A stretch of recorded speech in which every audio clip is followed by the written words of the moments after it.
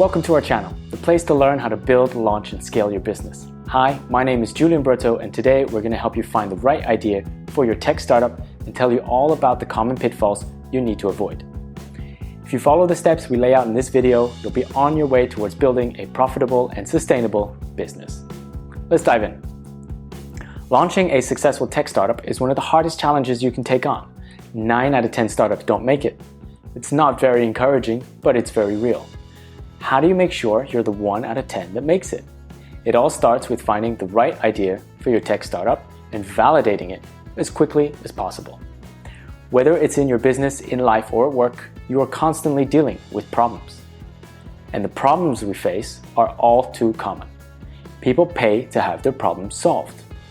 A common mistake entrepreneurs make is to think of an idea before they've thought about the problem. Don't start by thinking about solutions or products first. Think about the problem. Look at your own life. What are the problems that you face that you wish you had a solution for?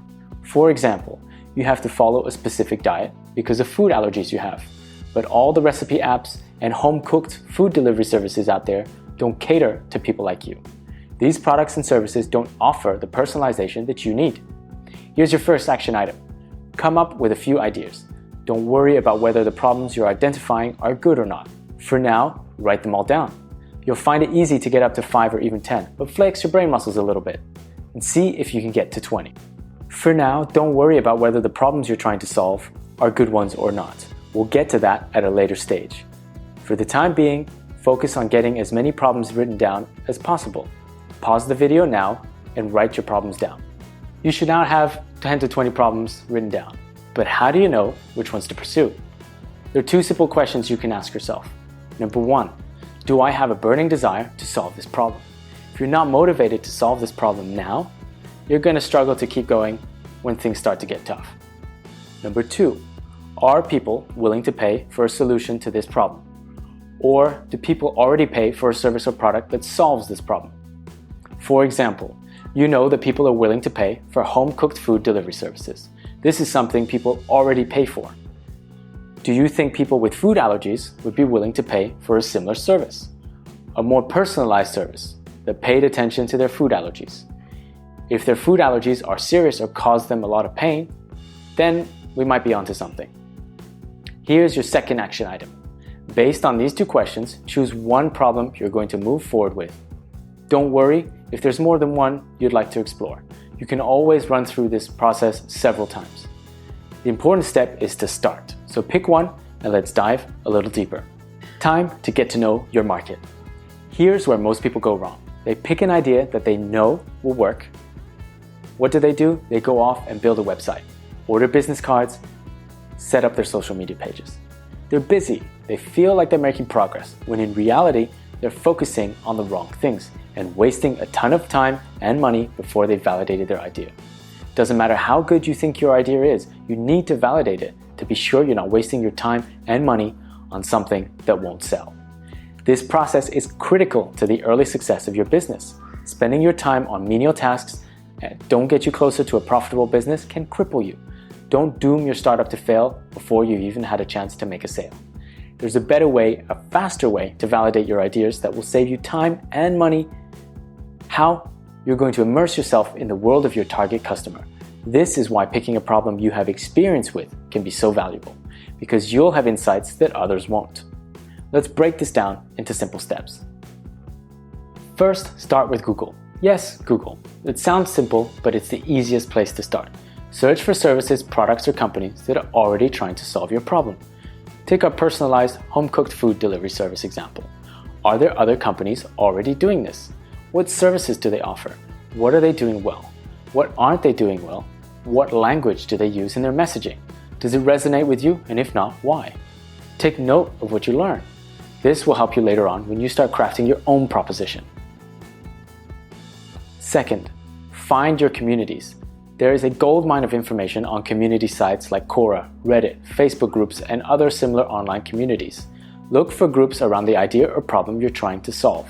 For example, food allergy groups, mother groups with children with allergies. You get the idea. Go through old threads, dive deep into them, and engage with the community.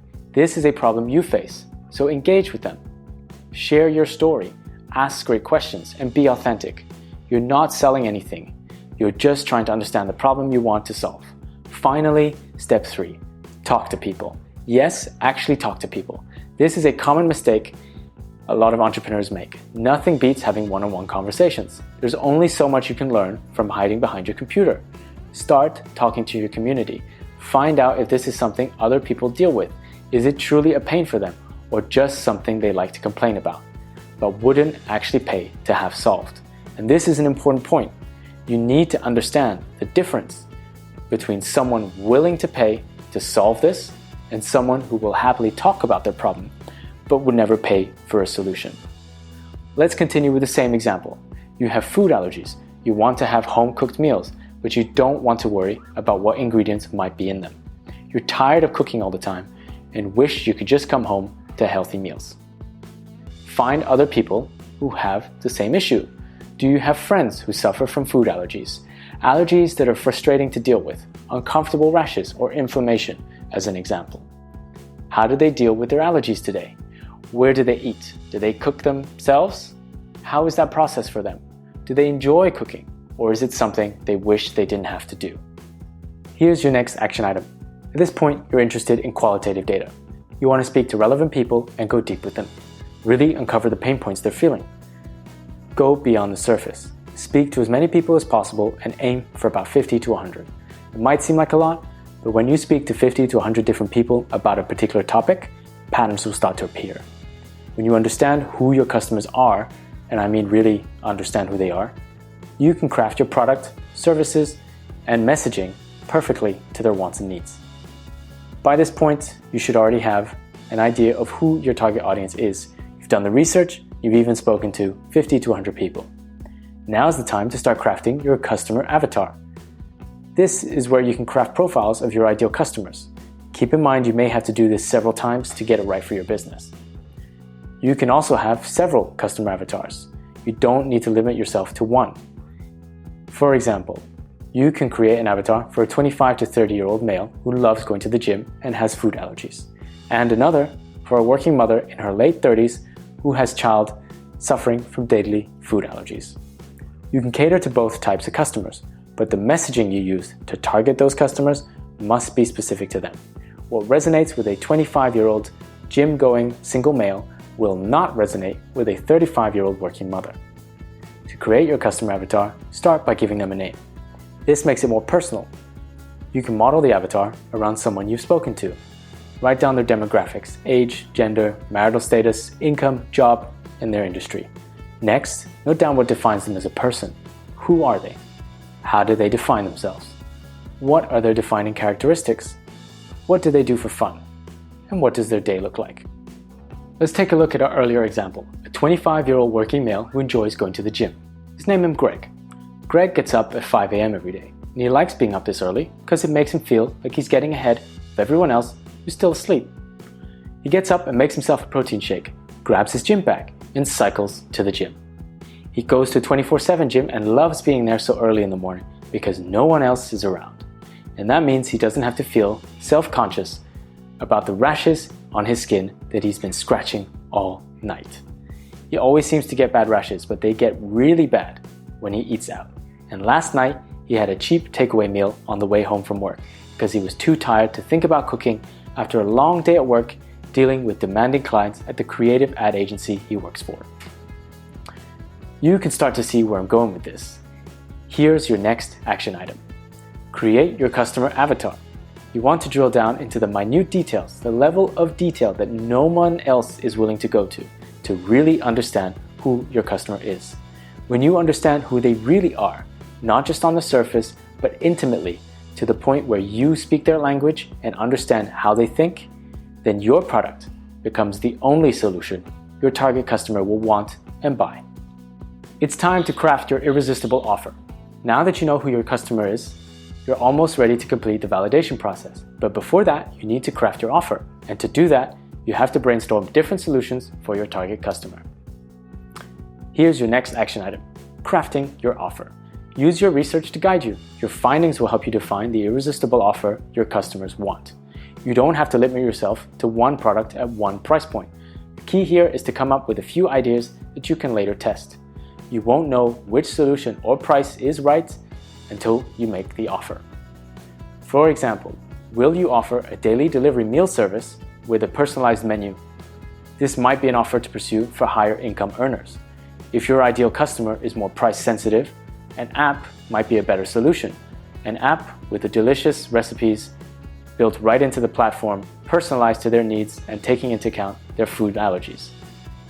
You have your offers, products, or services. It's go time. Time to see if the solutions you've come up with are worth pursuing. Are people willing to pay for what you're offering? It's very easy at this stage to ask your friends or people you've been speaking to if they'd be willing to pay for your service. But this is not the best way to validate your idea.